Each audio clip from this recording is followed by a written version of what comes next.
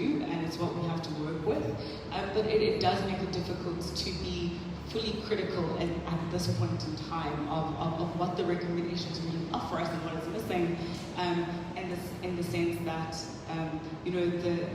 the breaking up of the Commission's reports could practically make sense of the Commission, but it makes it difficult for us to put forward a full assessment as the public of South Africa of the findings and the recommendations so far. And a specific example of this is that the second part of the report, the recommendation section, references ESCON. But ESCON, what happens, what we find is individuals have moved beyond between these SOEs and have acted, for example, in denial and in ESCOM, and so what you have is a sense of a disjuncture, because you're wanting to bring something forward against a particular individual, but now you're bringing a discussion in a recommendation of an SOE that doesn't feature in the body of the report.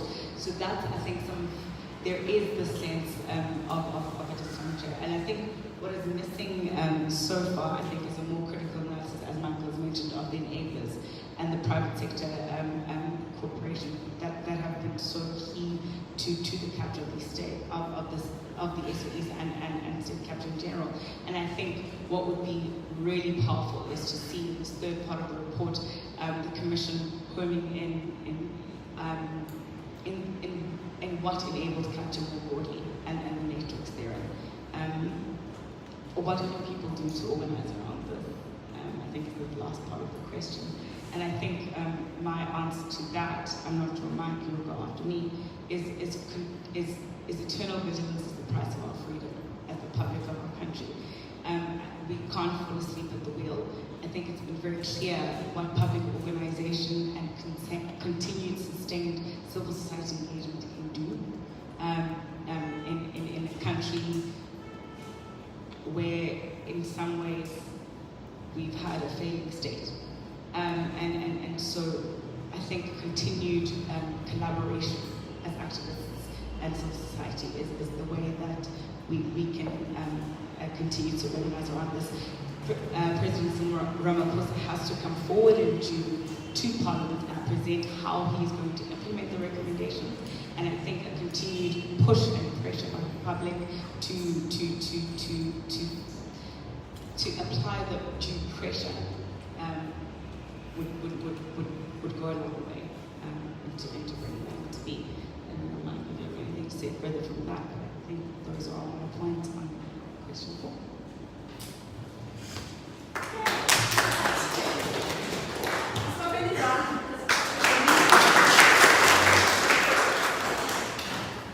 All right, thank you very much, Mike and Zen.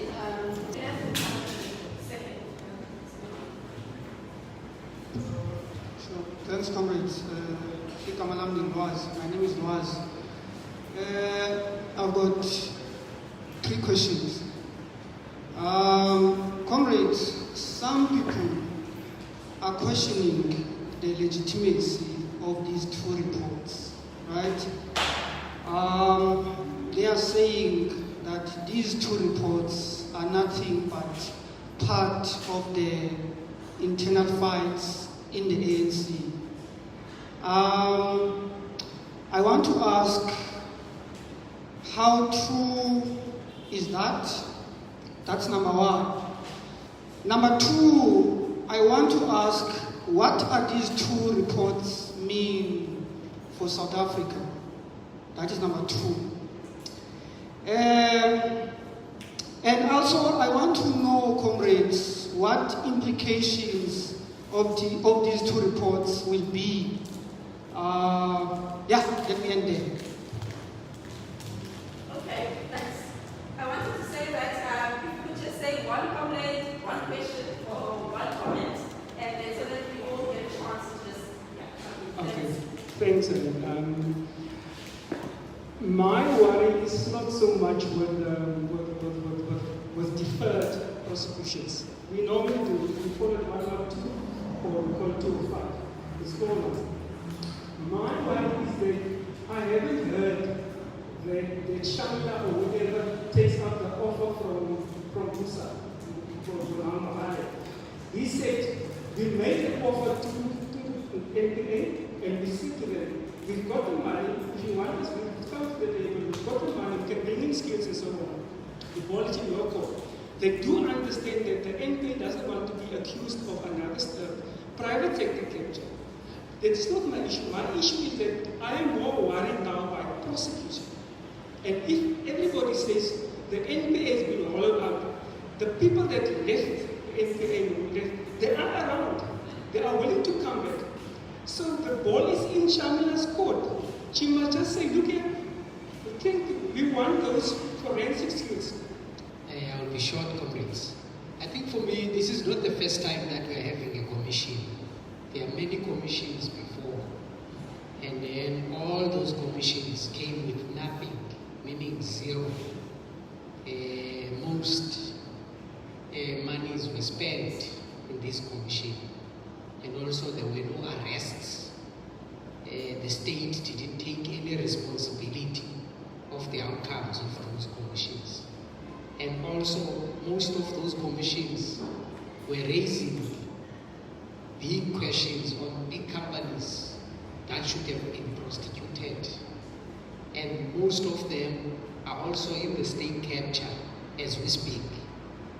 I think for me, this is just a formal crime that they are doing when it comes of the state capture.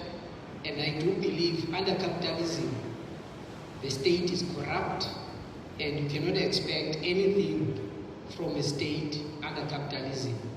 And even the judiciary system is not going to work for the working class. So I don't have a faith on the recommendations, because I know the judicial system is not independent and is not for the working class. It's for the ruling elite, it's for the ruling class, it's for the companies. So that for me, it's a comment that we need to bear in mind that if there is a state capture, we must bear in mind that there are those questions as well, because the ANC is operating from the negotiations of 1994 with the same companies that made them to be corrupt. So I just wanted to put that one clear. Even internationally, there are many dodgy things that are happening. As the comrade raised there is no one that is arrested because it's capitalism. Sure, comrade.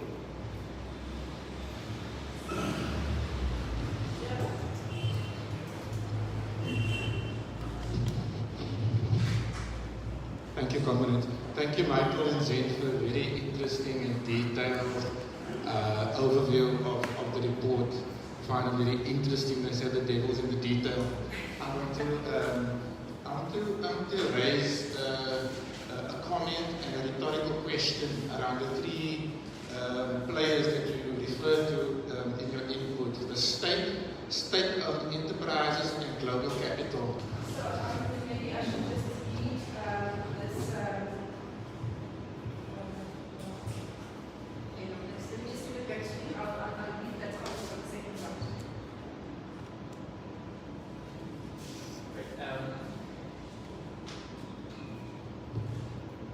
Is that on me?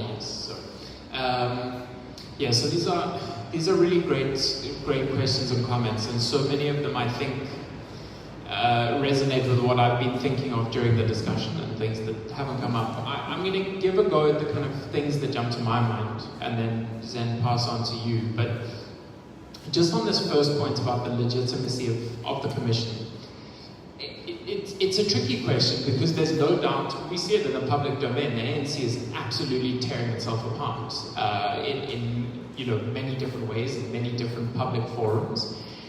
But I think in this instance, what you do have, and Zen spoke to this, I think there's solid evidence here that the commission went out of its way to do its job from a narrow perspective of what a commission is asked to do, is to do it well. We've had commissions in the past, and I'll come back to this question about the country of commissions, but we've had commissions that have determinedly decided to skirt the issue completely and not listen to the evidence.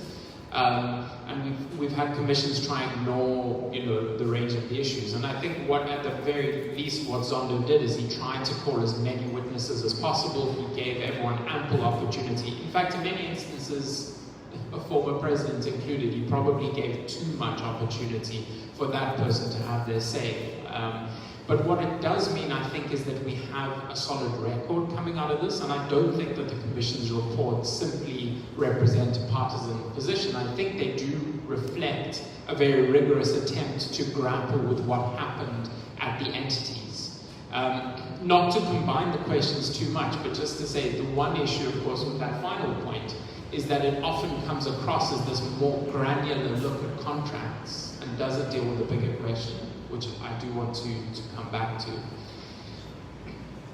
In terms of the MPA, I couldn't agree more with your point about, I think there needs to be more general pressure on Shamala Batoy to act. I think we've given her too much time, to be completely frank. And there was the sense it's a new NEPP, and they've got to make the most of the institution, and they've got a lot to deal with, and that's all true. It was definitely a mess, etc. I think it's been too much time, and frankly, I cannot understand why some things have not been done sooner. On the issue of Busa and the offer of money, one of the things the MPA is dragging its heels on is a policy on accepting private funding. We would be concerned about the way private money comes into prosecutions. So, for example, around the Steinhoff case, there was the sense of was Steinhoff kind of funding the prosecution of entities related to their own fraud, and that raises massive conflict issues. And Shamala Batoy promised Parliament that they would come back with a policy on how to get funding and to move the prosecutions forward, and yet nothing, right? And it's another great example of, I think time is running out. We need to see action, and if not, there needs to be concerted pressure on that point. So I mean, I fully agree. I fully agree with that. And maybe just to combine my thoughts on the last two points. This thing about the country of commissions is such an important point. Is that commissions of inquiry have been weaponized both in South Africa, in apartheid and colonial South Africa, and around the world as ways to bury things, right? There's that famous saying, I can't remember who it's properly attributed to, but if you want something to kind of disappear, put in a commission of inquiry. And that's certainly been done in South Africa. The former president tried to do that as much as he could with the Seriti Commission of inquiry into the arms deal, and it was only because civil society took that commission on review to the courts to establish that it was indeed a farce that we had that set aside. What I think we do need to give to the commission in this instance is that, again, this was my answer to the first question, is that I think Justice Zondo has done a better job than many of the commissions we've seen in the past of trying to engage in the evidence. And we see that in the report, in that we see very detailed findings, and I think very incontrovertible findings in regards to a lot of the corruption that took place. But then the final thing I'll say, and this comes to that powerful point that was made at the end, is that a commission of inquiry like this was never supposed to replace or duplicate the work of the prosecuting authority, and we assume that the prosecuting authority has been putting out in detail the corruption that happened in the locomotive contract at Transnet and who needs to be prosecuted. What a commission can do that a court can't do is it can grapple with the bigger structural and systemic questions. And this returns to our point about that so far is missing, and I honestly don't know how much of it is going to be in that third report. And if it's not there, it's a massive missed opportunity to grapple with the bigger forces at play here about how these kinds of systems are supported, how they mirror some of these extractive systems on a global level. The commissioner said there's a throwaway line in the second report that says we'll deal with money flows in the third report. But I mean, there was the opportunity for the commission to really sit down and say, let's look at a global level of how global capital acts to entrench extractive grant corruption around the world, and how South Africa just plugged into that system, right, and has over a long period of time. The commission could surprise us. It's it's possible that in the third report suddenly there's a summary that's been promised as well that might look at these high-level things. But I do worry, I would agree with you, that I think there's a strong chance that has been a missed opportunity, and then something that we are all, collectively going to have to grapple with to fill that gap. Yeah, I completely agree with what Mike has said, which actually doesn't happen. I joke. I think just to touch on each of the questions from my perspective, I think the first one is a question of the legitimacy of the Commission's reports. I think I would like to, I don't know if I'm speaking for myself, I don't think that I am, but I think, following Michael's point of that we are a country of commissions. We are a country of commissions. We're not the only country of commissions, but we're one of them. I think there is something powerful about what commissions can do, in the sense that they allow a broader scope beyond what is admissible in a court of law to be brought forward to its hearings. And beyond that, a commission's particular task by law, enacted by the Commissions Act, is that it's a public fact-finding mandate. And I think checking a commission's legitimacy would be to say, has the commission done that? Has the commission, according to the Commissions Act that is instituted in our country, been a public fact-finding mission? Has it at least fulfilled that mandate?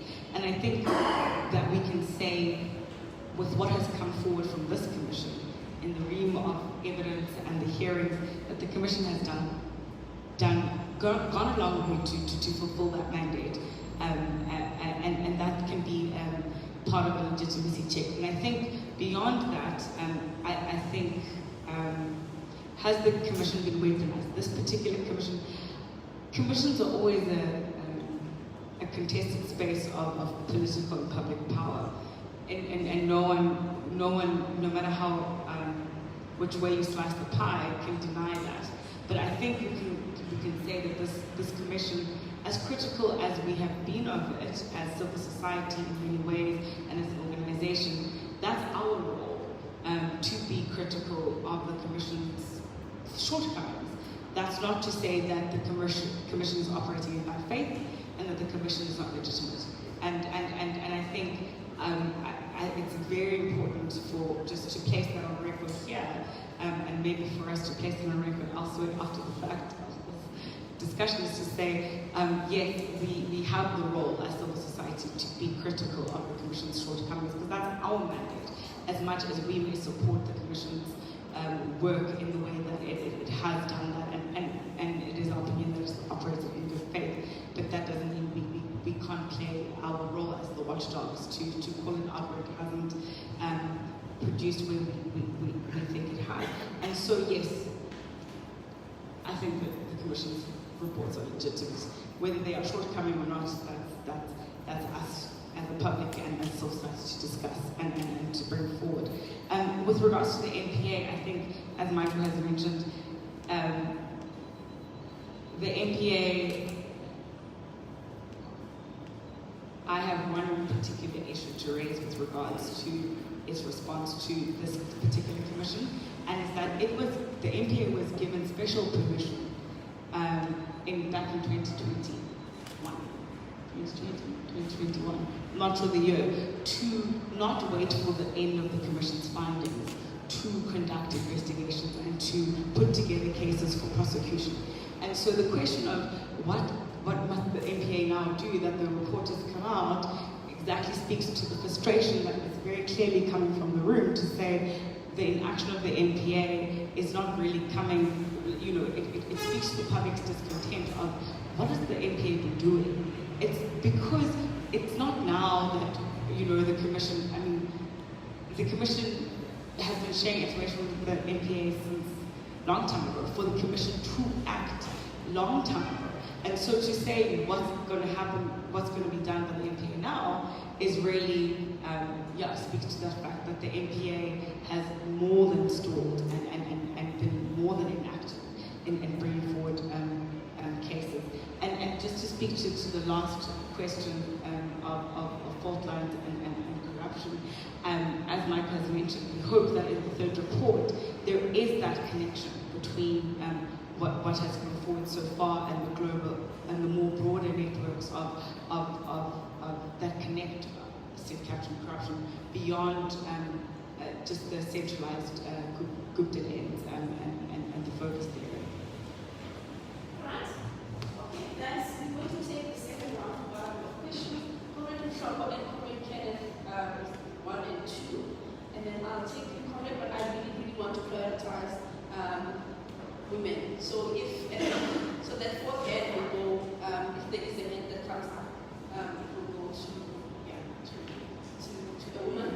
Before that, I did say that we do have some comments on our, and questions on our socials. So somebody on YouTube, Mtabisi Moyo, says, thank you for this informative session. My name is Mtabisi and I am a whistleblower who experienced the vicious retaliation of an employer on loan.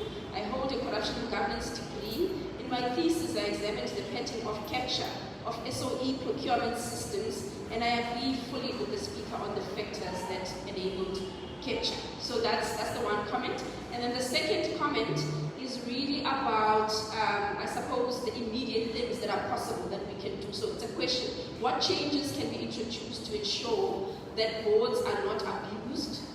Any suggestions on how to democratize governance at SOEs? And that question comes from Comrade Dingas Quim, who's in Joburg. So I'm going to take Comrade Provo, Comrade Kenneth. I've forgotten the Comrade there. And then if there isn't anyone else, I'm going to take you Ace at the back. Okay?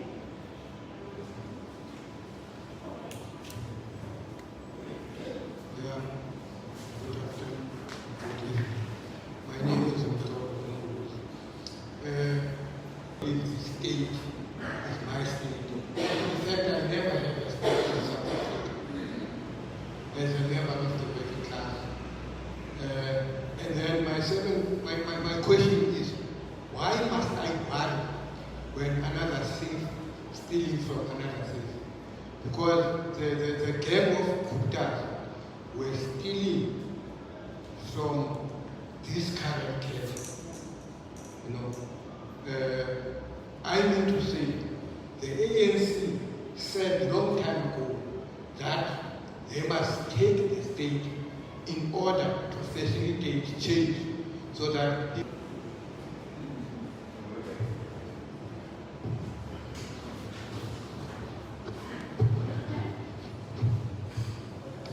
Thanks, leadership. My name is Kenneth, and I'm from the Housing Assembly. And first, I'd just like to say, the moment you said recommendations, Comrade Zuma's voice is playing here in my mind, that recommendations are recommendations, and not verdicts. And we are back there again, that recommendations are recommendations. And I like the way you started the session, that even Zondo himself couldn't explain what state capture is. So what is the report about then, if you cannot explain what state capture is? Because having followed the summary, which is very great, and I'm thankful for it, what came out, the findings, is like we are only focusing on one leg or one arm of the state. We're just focusing on the executive and the state institutions. We're not focusing on parliament, we're not focusing on other arms and legs of the state. But yet, this is state capture. And also, there's so much specifics put to individuals, corrupt individuals, corrupt state institutions, and not the state as a whole, as a country. Because I'd like to agree with one of the speakers that under capitalism, the state was never not captured. It was always captured. It's not a new thing, you know. If it was inherited, then we inherited a captured state, you know. And if we're only gonna look at the findings of what happened post 1994, then we're never gonna get to that crux of the problem. But just to finish off,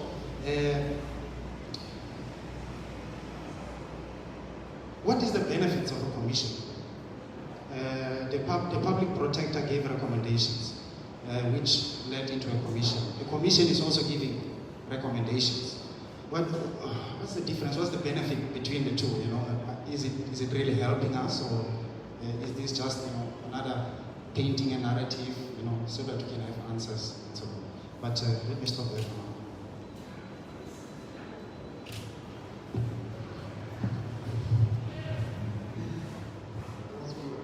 My name is Merel. In your presentation, you mentioned that the findings of the commission is strong and there was evidence, but the recommendation, some of them were intervenient. I'd like to know from you, what can be the possible reasons for that?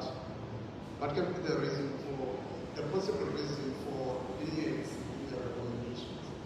One, there is strong evidence that an unlawful act has happened, and there's people, and there are witnesses at the same time. Thank you.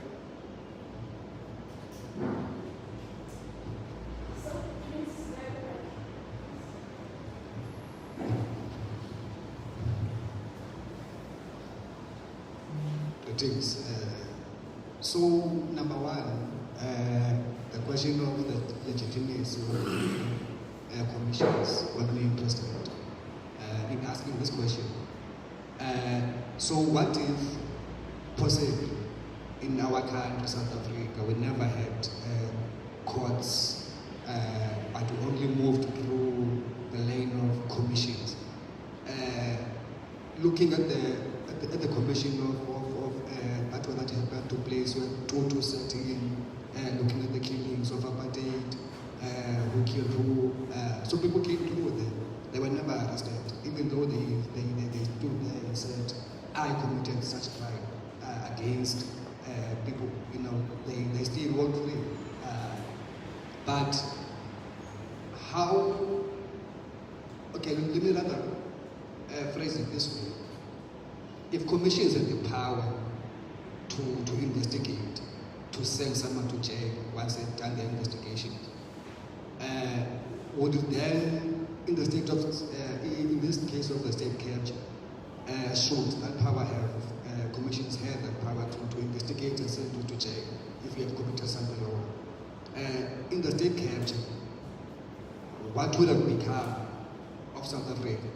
Because many people came through the state capture, people said I was involved because I was forced by who and who and who and who. So all those people that were mentioned, they have power in the state. You know, so what would have happened as the state? Would we then become a joke to the other nations, or would that have collapsed the entire state? Should Zondo Commission have the power to say, okay, look, now this crime that we have done, we must send it to jail. You know, what would have happened to us as a state? Number two,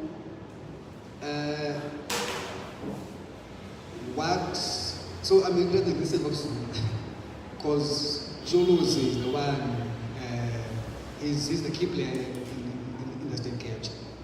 He's the key player because of the Bhutas and so forth. But looking at the Zulus and his team players, what's going to happen to Zondo? What's going to happen to Zulus? Should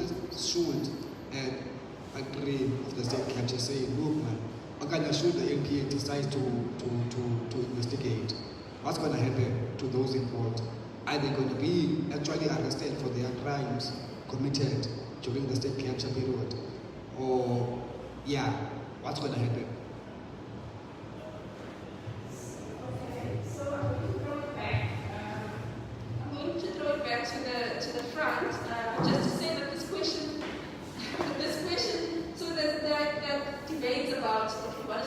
capture, what is the state, but this question about the state as an instrument of class rule and bourgeoisie is three comrades have made that point now. And for me, I mean, I'm interested in a debate, in a space where we sort of debate this question. And phrased differently for me is, maybe I'll start with my own question. Was there a shift fundamentally in the way the South African state functioned? 2009, 2010, and what was that shift? Because I think, yeah, is there somewhere we can draw the line and say something shifted here? And yes, there are these conditions, blah, blah, blah, but something shifted here. I'm just throwing a spanner in the works because there's this question about the state and the question of revolution and social change, but there's also, did something happen? 2009, 2010, what was it? And you get my,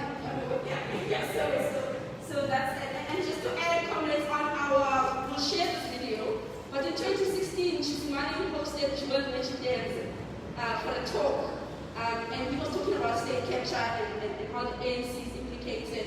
But in that talk, he actually lists some of these arguments that the state is an instrument of class rule. He's got his answer. So it'll be interesting to come together again to do something deeper on this question. Thanks. Yeah, thanks very much, Pindila. You know, an investigation that leads to an investigation that is now recommending further investigation. Part of this was just a practical realization by the public protector at the time that there was something massive going on that she at the time just didn't have the resources to do. And so she realized strategically that a commission of inquiry at the time was one of the best ways to compel, you know, a body to like fully investigate some of the kind of chronic corruption, and that's what led us to this point. But I think this question about the nature of the state is absolutely kind of vital to grapple with. The one thing I did want to say right now, though, Clovo, to go to your question, and I think it's the most dangerous thing to kind of come up with, is that because the state has been captured by corporate interests for so long and has been repurposed by different people for so many reasons, that this time that this instant doesn't matter, right? It does matter fundamentally, because all the struggles that everyone collectively is engaged in is undermined when people steal billions of rand from the state, right? And I will return to that point.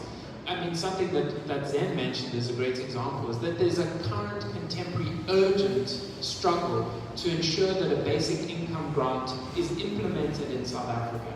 And the state's ability to do that, and even the ability of people who are opposed to that for the incorrect reasons, their ability to push back against it, is made easier by the fact that the Guptas and their friends have looted the public fiscus and have ensured that the South African state is in catastrophic debt, right? And that's just one example of why it matters. And so this notion of the fact that we should then kind of brush it off as just this is this particular instance, I think it's dangerous for that reason, because it does matter for our practical ability to kind of win battles and to make ground. And I think as broader civil society, the one thing we should always remember is that there's a constant struggle to win small battles and see what those will achieve. And we're still able to do that, but state capture has undermined our capability to do that in many instances. Pidili, your question is so appropriate and so difficult. This, like, did something fundamentally change? I think what I would say is that what the Commission shows unequivocally is that the Gupta family in particular were able to capture the procurement contracts of different SOEs systematically across different entities at the same time in a way that no one had been able to do before. So Eskom's a good example. There are a range of very long-running Eskom contracts running back to the 70s and 80s that there's no doubt that those contracts benefited certain contract providers unduly. But can we look at an instance where a particular family or a group of entities has simultaneously able to place people close to it on the boards of all the major SOEs at the same time and repurpose the procurement to favor entities that are linked to them simultaneously? I don't think we've seen that. And I think what we did see after 2009 was the pattern of the breaking down of boards, for example, as Zen said, the removal of any obstacles to the kind of extraction. And I think that we saw it happen within the states and the SOEs in a way that we hadn't seen before. Of course, what that doesn't address, which is the thing that remains in the room, right, is how companies like Anglo-American and De Beers for many periods clearly captured the state to ensure a system that propped up the most unbelievable and extraordinary profits that in the 1990s white capital was systemically able to then offshore those funds by being allowed, for example, to delist and go overseas and all of those issues. It doesn't take away from the fact that that's a reality, but I think that there were particularities about the way this took place which are interesting and that the Commission has helped us to explain. To then go to this question about recommendations, that then becomes the fundamental point about where do we go to from here. Taking your point that you made is that the prosecutions can't be the be-all and end-all, fully agree, but do they have power? Absolutely. And I think what's interesting about this commission in particular is that the presidency gets the report of the Commission of Inquiry and then has to go to Parliament to say what will be done. But in this instance, so many of the recommendations clearly bypass the president, right? Because they go directly to the Hawks and to the NPA. And that provides a really helpful opportunity, I think, for us as civil society and activists to say, before Ramaphosa goes to Parliament, right, we can demand of the NPA to know why they haven't prosecuted X and Y for stealing this amount of money from PRASA, for example, right? And that is an immediate battle that can be waged, for example, in the Western Cape right now as the trains slowly apparently start to run again. Let's have a campaign about like why aren't those people who looted money from PRASA being prosecuted and what can be done about it.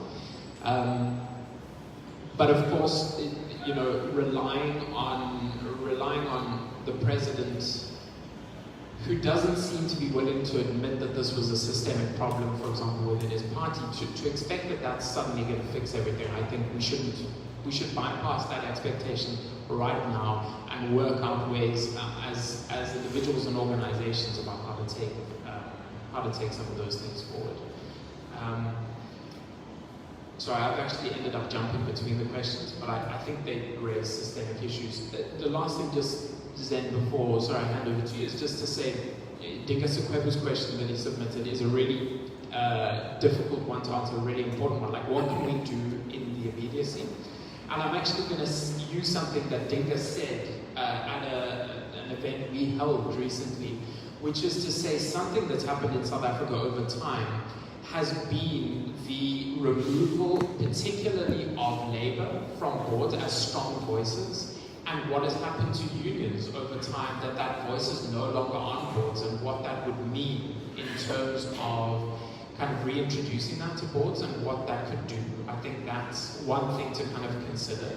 But that would, of course, and so maybe we need another discussion as well to grapple with what has happened to organised labour in South Africa and their role in state capture. But the other thing, and I don't know if we mentioned this earlier, but of course the Zondo Commission has recommended that the ministers should no longer be allowed to appoint boards. And that's a really interesting idea, right? Should we just create another body that is tasked with appointing the boards of SOEs? It's an interesting proposal. At the same time, it drags us into the same problem we always have, which is that it's always great to recommend a new institution, but how do we ensure that that institution doesn't fall prey to exactly the same problems that we've had?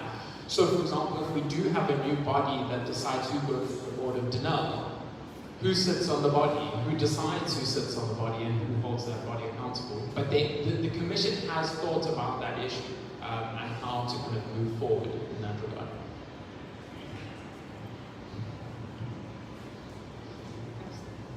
Hello? Yeah.